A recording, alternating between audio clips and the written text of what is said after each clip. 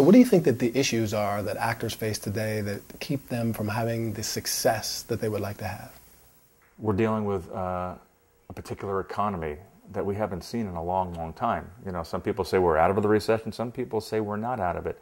Irregardless of that, the fact is advertisers are not advertising like they used to. So there's less commercial work. People are trying to do more non-union commercials. So the union commercials aren't as plentiful as they used to be. So actors aren't making the money they used to in commercials. That's true. I had a friend when I look back in the 80s that used to make $250,000 a year in commercials. And that wasn't uncommon, actually. So I'm just looking at it from that place. Now you also have movie actors that are now coming into television. So they seem to be getting a lot of the roles. And the trickle-down effect is there's not as much work as there used to be for actors. That's not a problem. Also, for me, it's so interesting because you have the greats out there that are working all the time, like Johnny Depp, Meryl Streep, Kate Winslet, and they make it look so darn easy. And a lot of people just getting into the business have no idea and don't have a high regard for craft. Those individuals have an amazing craft. And to me, it's so important that every actor has an amazing craft and also an amazing auditioning craft. Because the craft of acting is one thing, auditioning is a whole nother ballgame. And even with that, are they getting in their way? For example, they may be super talented. They may even have an excellent craft, but then they hit the audition. They may have a good auditioning technique, but all of a sudden they show up and something in their nervous system contracts and tightens and covers up their excellent ability to act and audition, and also covers up their personality. Because people really do like to work with people they like. Yeah. I mean, that is a big player in this. So, you know, these are just things you have to start coming into as a young actor, as an actor that's been at it for 5 years or 20 years, in my opinion. I'd like to talk a little bit about the struggling actor syndrome. You know, a lot of people think that when you decide to become an actor, that that's automatically part of the game. I'd like to hear your comments on that. Well, that whole idea of having to be a struggling actor is really just a belief. And if a person buys into that and energizes that and takes delivery of that type of way of thinking, chances are there's going to be a good deal of struggling. But that's just a belief. It doesn't necessarily have to be true. And one of the challenges with beliefs is when you're having, like Michelle saying, that belief, it seems like that's what's happening. But I know actors that what one would say they're struggling, they're having a great time. For them, it's like, hey, I'm really going for it. I'm committed. Again, if you go back to Stanislavski, love the art in yourself, not yourself in the art. If a young actor or any actor would do that, the question of struggling it's not an issue anymore.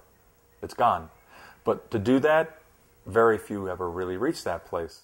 You know, one of the questions that I frequently am confronted with people who come to the website is, how do I know if acting is the right thing for me? Nobody can tell you what's right for you. The thing is, I think if people have that question for themselves, there's a couple possibilities. One of them being that they're really unsure of what it is they really want to do for themselves, but yet there's a pull towards it. You know, there is a pull towards it, but there could be some beliefs in there that are coming from parental beliefs, societal beliefs, that are putting the craft and the business of acting down. That's possible. That's there too. Another that could be happening is it's actually they're not living out their particular desires, they're living out their parents' desires unconsciously. And that's another possibility. What do you think, Michelle? Well, you know, it's such an interesting business, the acting business, and you know, my advice on that is if the performer, if the person can really, really get in touch with that instinct, with that knowingness deep within them, then they're going to be able to make a clear decision. And I really do believe that people who get into the art of acting, it's coming from a very, very deep desire, a very, very deep place, deep within them. And like Robert said, if they're questioning it, it's an interesting thing when that starts to happen, because a lot of that questioning could be coming from doubts that parents have about it, friends and things like that. And it's important to sort of get clear on that. Now, if you're a young actor, by the way, you know what? Sometimes you learn by throwing yourself into it if it's for you too. You know, it's a very simple thing in that way. Throw yourself fully into it, and you'll start getting feedback.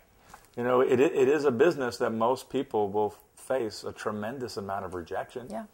You know, and so you'll see how you respond to that. There's a great deal of uncertainty in it. Mm-hmm. but there's uncertainty in life. You know, this is what happens is actors sometimes think that they get so immersed. It's such a business of uncertainty. It's so unpredictable. But so is life. It's really not much different. It just seems amplified.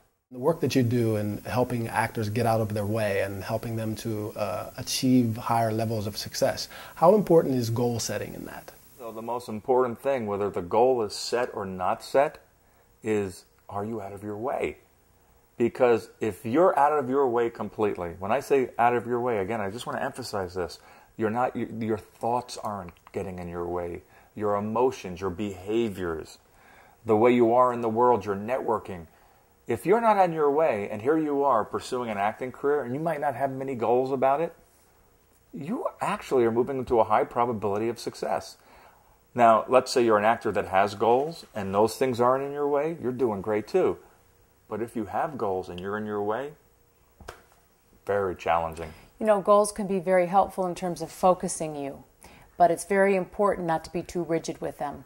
Because like Robert was saying, a lot of times it happens in a way and in a direction that you least expect it. So I think it's fine to have goals as a means of focusing, but to be very open around it also. I would love for you to talk a little bit about an article that I read on your website called The Inside Game. There was a quote that I read and I loved by Stanislavski that says something about loving the art in yourself and not yourself in the art. I'm really very happy you're bringing up that quote. Stanislavski said, love the art in yourself, not yourself in the art. Now, if you were to ask most actors, what is he saying by that, they're going to say, well, it's about really loving the craft more than anything. The art is where you're going to love. You know, it's about loving it. Now, yeah, that's true, but there's a much deeper meaning in it. It's actually what I consider a sutra. You know, if you were to go to India, there's certain classic books that speak in sutras. Sutra is a pithy statement that you could contemplate for many years to get the meaning. So what Stanislavski, from our point of view, is really saying, when he says the word love, he's literally saying you want to merge and become one with it. And basically, you as an ego has to disappear. So in other words, love the art in yourself, not yourself in the art. When an actor really does that and they completely abide in the craft and become one with the craft, something miraculous happens, Tony. There's neither an actor and there's neither anything being acted. All there is acting in its pureness. And it's rare to see it. You've seen Marlon Brando do it in Streetcar Named Desire and On the Waterfront, Meryl Streep in Sophie's Choice, De Niro in Raging Bull, Pacino's done it several times. It's really rare, but when it happens, it's transcendent. And that's what he means. There was a recent example of it in Inglourious Bastards, the actor who plays the Jew hunter. There was no acting there. There was being. One last question I have is about the work that you do. So who are your seminars for? Actors, writers, directors, artists, people that are in this field that want to have the greatest possibility of achieving their greatest dreams. I don't know where that will land. One thing you can never guarantee is success. You can't guarantee it. What we can do, though, is give you the tools and the information that can open you up to being in the highest probability. I'm not saying possibilities. Possibilities are very important. I'd rather be in the highest probability of having genuine success at the highest possible level that I can have. And what's wonderful about our seminars is that we have actors at all different levels. People who are just starting out and people who had a lot of success. And the information is geared to all those different people because as the person who's very successful is going for their next big success, they have their own inner stuff come up. And the stuff that we share at our seminars and the work we do together, I would say the same thing to a beginning actor that I would say to an A-list actor. It's the same things.